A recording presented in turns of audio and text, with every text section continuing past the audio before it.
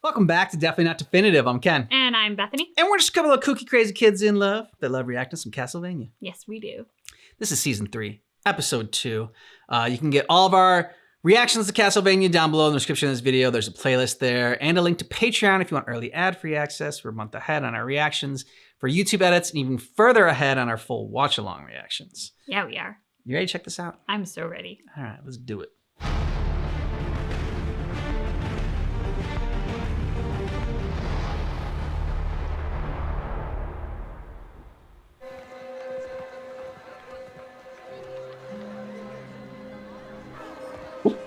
No, it's okay. Yep. Ooh. Ooh. I'm a night stalker. Uh-oh. Isaac. He's come to fulfill Dracula's promise. Wait. In peace.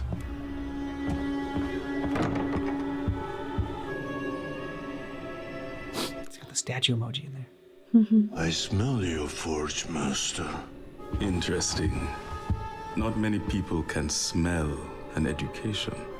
You just have to know what hell smells like. Oh. And you know the smell of hell? Tasted it, seen it. Oh, I thought he said smells like smell my finger. Perhaps a Sufi, I think. My devotion has been a matter of interrogation for some years. If you have a God, and if God created everything, then he also made hell. The Prophet Muhammad, peace be upon him. Perhaps I'm doing his work, and there'll come a time when... How can this humble collector be of service to you tonight, Forge Master? I'm so sad to say that was some years ago. Who did not go out during the day. But I have something else, and that may be of interest. It will read a thought arranged in your mind's eye.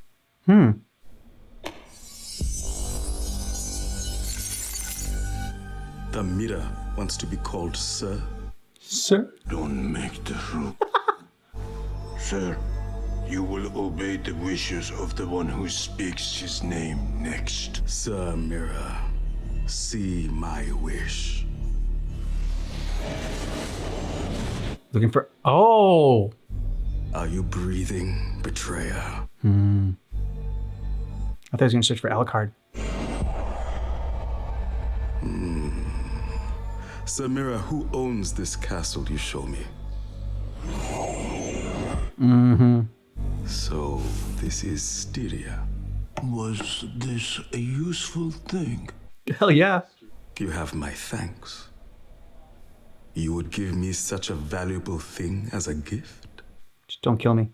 I have a feeling you haven't received many gifts in your life. It's me to improve that balance. And that would be a situation where I would be glad to be owed a favor by a forge master. Going to hell. Always fun. We shall find a ship.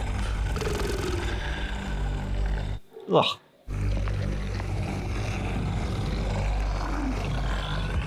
You should be part of his army, dude. You'll get out of the city right now, or face the consequences. I'm walking to the port to find a ship right now. No, one more word and you will die, and then you're monsters. Move! Oh, dude. Should quit while you're ahead and alive. I was spoiled by a single act of kindness in this city. This was against my better nature. It was stupid to expect anything other than hate from you. I don't need any of these bodies for forging. You may eat. Oh. Oh! Oh, he's the one with the digging in it. Like a little xenomorph.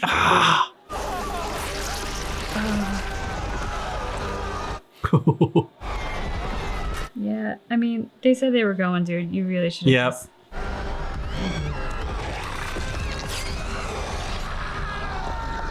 Oh! Did like a fatality over there, like...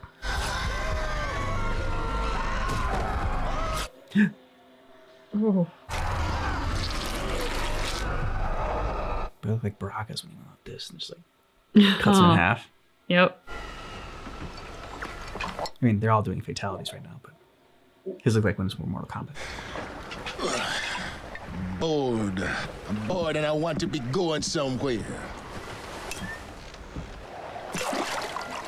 At least we'll be sailing somewhere. Does he have like a Caribbean accent? Yeah, I didn't know if it was like Jamaican or... But I just thought that because he was wearing Jamaican colors.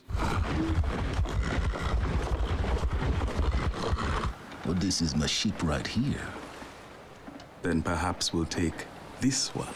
I see all your sharp-toothed little friends, and I've been afloat long enough to know what they are, and I like to do business. And you tell me you need a ship. You could. You surely could. But Sailing a boat cannot be hard. if it wasn't hard, then why would sailors exist? But I've already made the mistake tonight of expecting humans to make decent decisions. I'm not offering you coins. You are offering coins for my ship and our skills.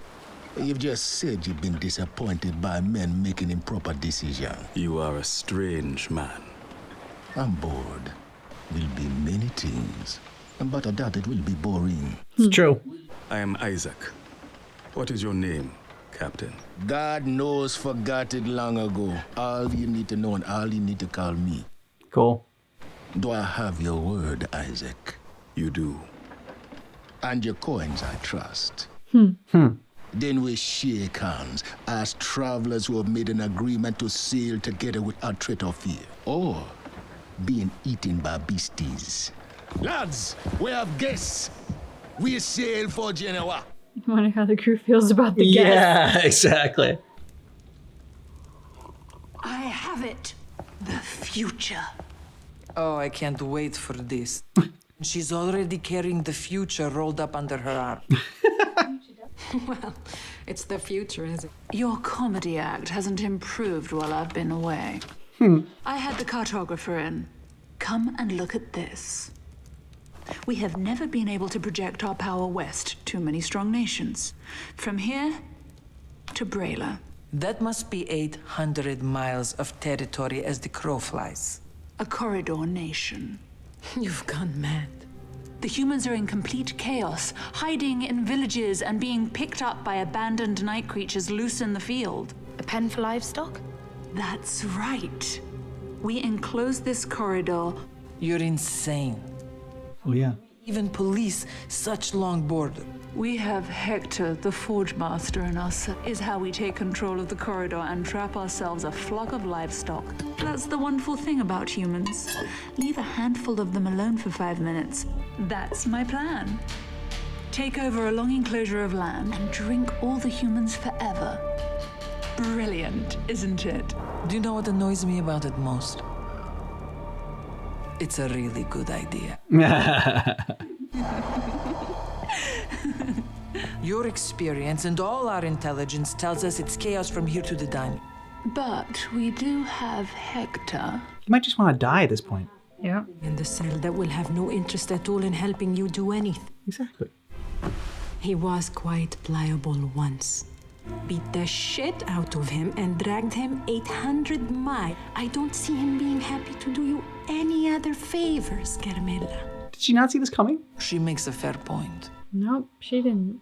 Maybe we could just torture him until he does what he's told. Also, night creatures are loyal to their forge masters. That's what you said. Let me handle it. Is this going to be like the time you found a spider with one broken leg and you tore the castle apart looking for something small enough to make a spoon? Oh. No. And yes, it's going to be just like that. The pudgy bird. Mm-hmm. Probably lives in our backyard with the rest of the pudgy birds.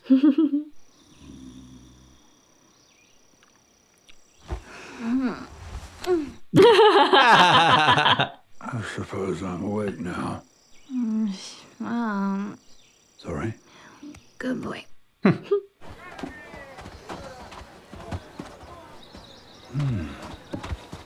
Those smell so good.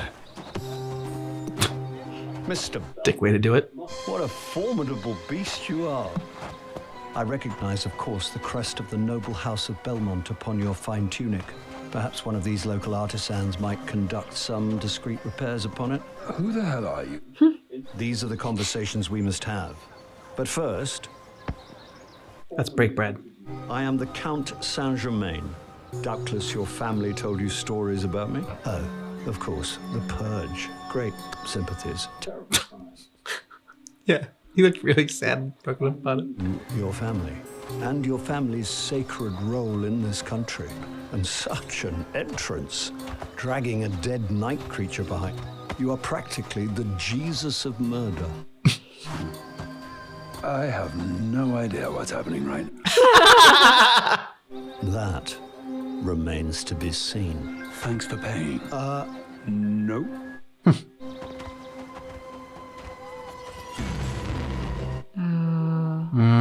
Salah. What a beautiful morning. Saint-Germain, you wish to enter the Priory for reasons that escape me. Further, that some of the books were in languages unfamiliar to you. Our one scribe was blessed with a quick death. Because... Partially devoured, terribly. I have scribal skills and speak a great many languages. I have knowledge of Dracula. I know that the church had certain knowledge of Dracula for generations. And what do you want in return? Access to the Priory. I am but a humble scholar, and such things are the only riches I desire. The church killed Dracula's wife. But new knowledge of Dracula and hell, you may have limited access to the Priory so that you can search for it. Do you agree? I do. So agree. What interests you so much about hell? Dracula went from Brela to join her there. That went over my head. Well, that was unusual. Yes. Finally, forward motion. I may yet triumph. Of course I will triumph. Their basis for that. I am immortal and glorious, and all these other people smell of piss. Elitist. Mm-hmm. But like, what's their basis for believing that she's in hell? Because she lay with the devil. So then they're subscribing to the church's dictation, but they said that they no longer did.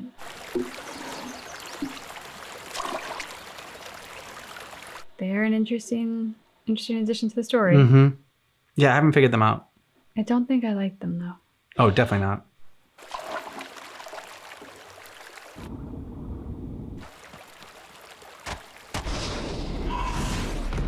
Oh, sweet. Hey! Please. Don't kill her. I will not be hunted. We are not hunting you. We need your help. With an arrow in my back. He was going to cover me. We have come a long way. Please, I need to know if he's all right. Please leave her alone. You are the Alucard, and we do need your help. The Alucard. I am not the anything. Adrian Tepesh, the anti-Dracula. Just Alucard. Who are you? We hunt vampires. Not you. Real vampires. And we only discovered yesterday that you live in it. You're better than I thought. Her name is Cho. We were slaves to her court in Japan. Become a general in Dracula's war. We were able to escape her court in that time. If she was in the castle with Dracula, then she died at Brela. Yes, to fight them. We are looking for the castle. You smashed all my ribs. This is a good day for us. Will you teach us? Teach you? How to kill vampires. In this world, and we do not have enough power or knowledge to free our people of the vampire. Will you teach us how to fight for the freedom of others? Follow me. Finally get some human interaction. You can tell he's rusty though. I know. That is Dracula's castle. That's my castle. Dracula is dead? Yes. by my hand, from the hand of a speaker, and there is my castle, containing all my father's knowledge. You want to learn how to fight vampires and save your people? You will have to unlearn much of what you know about the world and take on more than you ever imagined. We are committed. We will take all that you can give. Well then, let's begin. I think to pass on the secrets of the world, I think my mother would approve. Yep. She definitely would. I was thinking that. Come on then, we begin.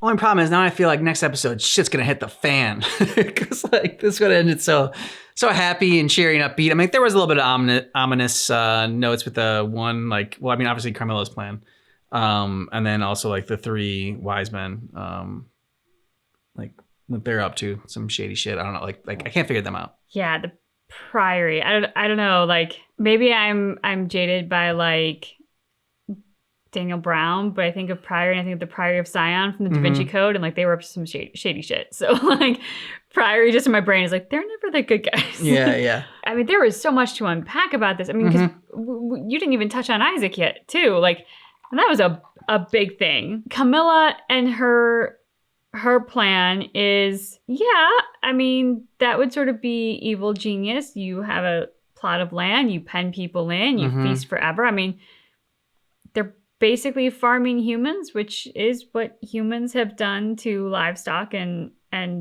vegetation. So not that I like her plan, but like there is a logic behind it. It was interesting to see how her sisters interacted to her proposing this.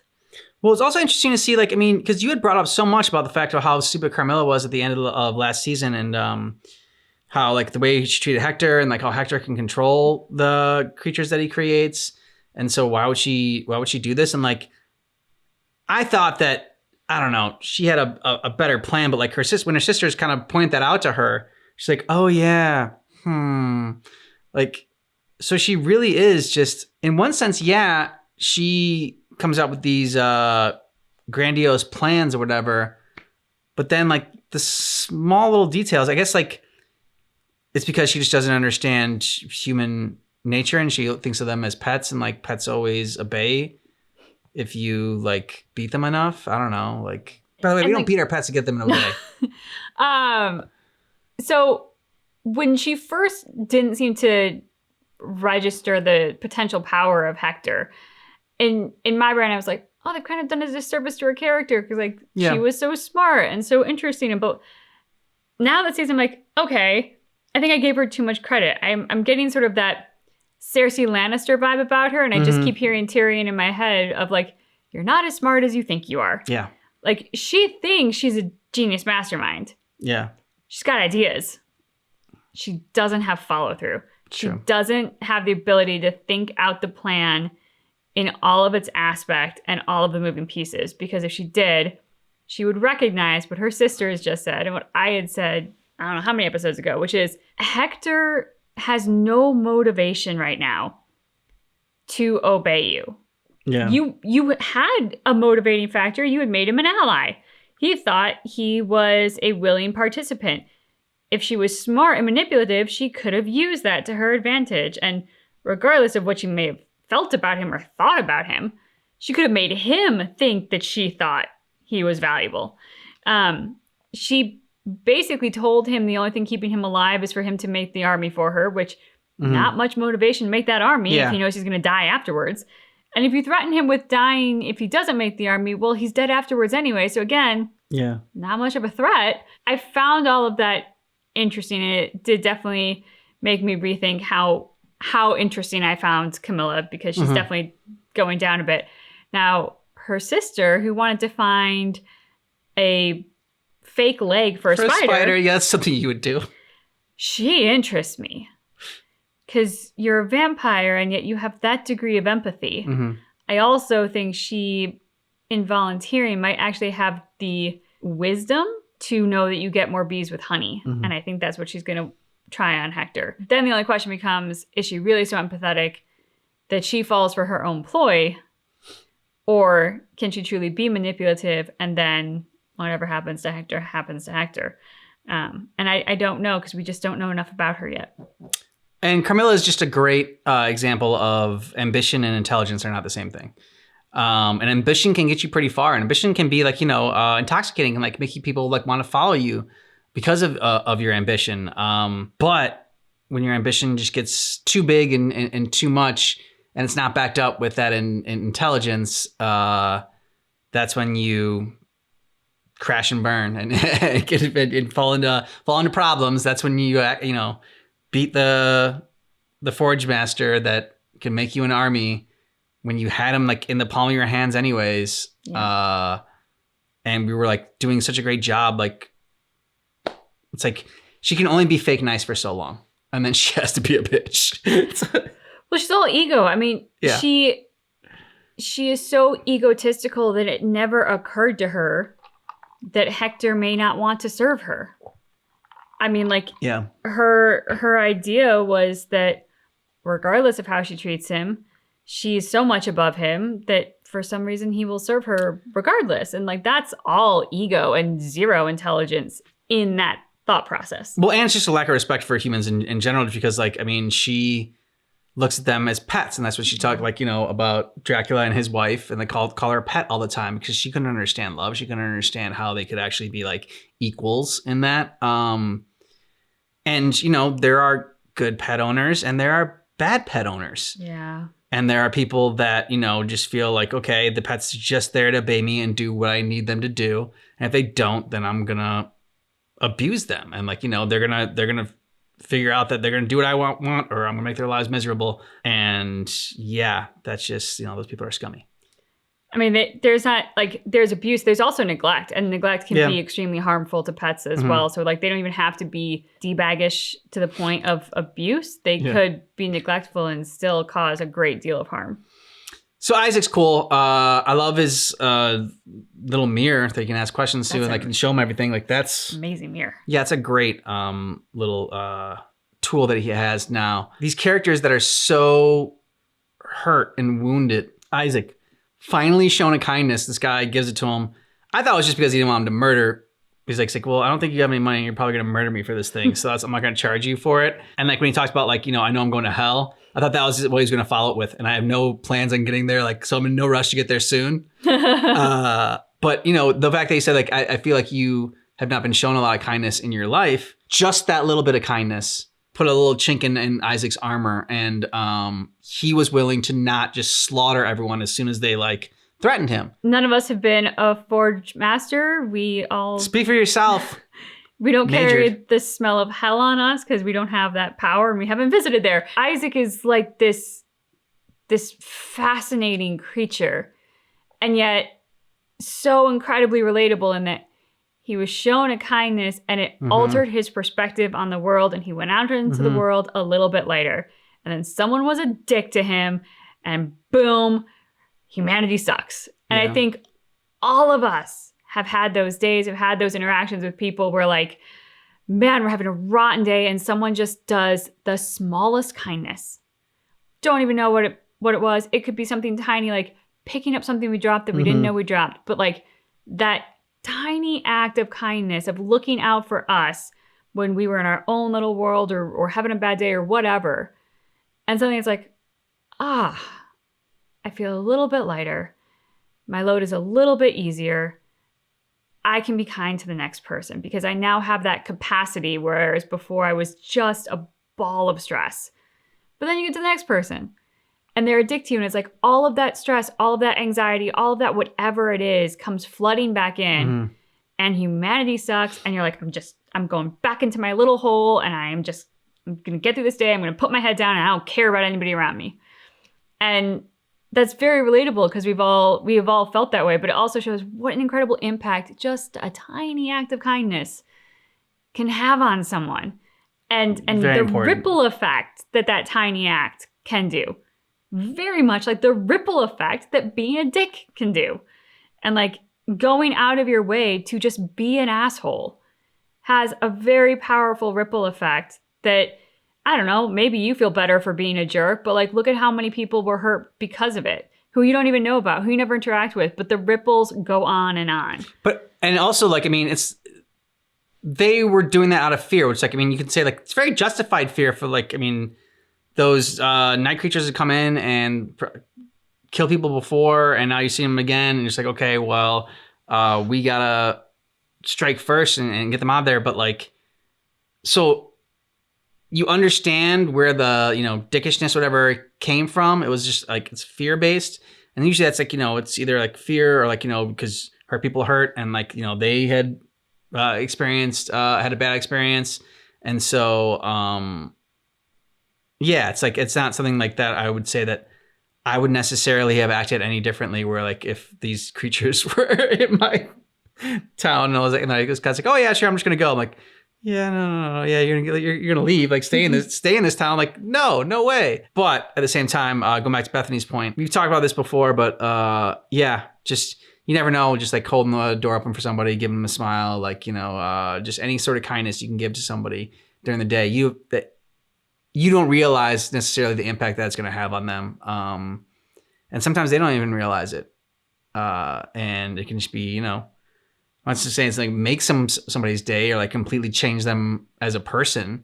But you know, we all do it every single day, and more people do it. And then, you know, makes the world a little bit of place, like one little nice deed at a time. For sure. Especially because it feels like the times we're living in right now, and I don't know if maybe social media is a propellant of it, but it does feel like it doesn't hurt. Society is incredibly judgmental with zero room for error. And like, not being funny, but we're people. People fuck up all the time. Doesn't mean that we can't learn from our mistakes. We should. That is the thing, is like, you shouldn't be defined by your mistakes. Your mistakes are what you should learn from to grow. So once you like do the best you can until you know better, and then do better. But the times we're living in are such that like, there's no room for that. It feels like very often it's just kind of like, oh, if you did this one thing, if you said this one thing, stepped one toe out of line, that defines you and you are a terrible person. Yeah. And people are very, very rarely so easily defined as a great person or a terrible person. We are all complicated people. Even the most basic bitches among us are still complicated people. And we have a wide range of emotions and a wide range of thoughts and opinions. People are going to say things, especially thoughtless things in an emotional moment. But that doesn't mean that that's like the end all be all for them. And often when people are saying things that are thoughtless and insensitive, to your point, it's fear-based. Oh, well, I don't want to be perceived a certain way, so I'm going to say this. Or I'm afraid of being judged for this, so I'm going to react accordingly. And every time we talk about like fear and the driving force of that, I just keep hearing Yoda's voice in my head. Fear leads to anger, anger leads to hate, hate leads to the dark side. So much of the evil in our world is done from hate, from fear, and that fear propelling in negativity. Looking forward to seeing Alucard train these two in the ways of killing and hunting vampires. I'm glad that we got that moment between Belmont and Sypha. Yeah, that was nice. I'm curious about this couple that he's training though. Like, are they a couple? Are they brother and sister? Are they just friends? I got a brother and sister vibe. I was thinking brother or sister because I was like, ooh, is like Alucard gonna get like a little romantic? Yeah, I was wondering about that too, yeah. Because I'm like, she stumbled upon his castle very much like his mother stumbled upon Dracula's castle. So the fact that he's doing it for his mom, that's nice. Yeah. It'll be cool to see how their personalities develop too, because like he's been talking to fake Trevor and fake Sypha for a while, and nailed the impressions, by the way. I'm afraid that he's going to try to like project them into those roles, which they won't be exactly that. So I'll be curious to see how it all unfolds.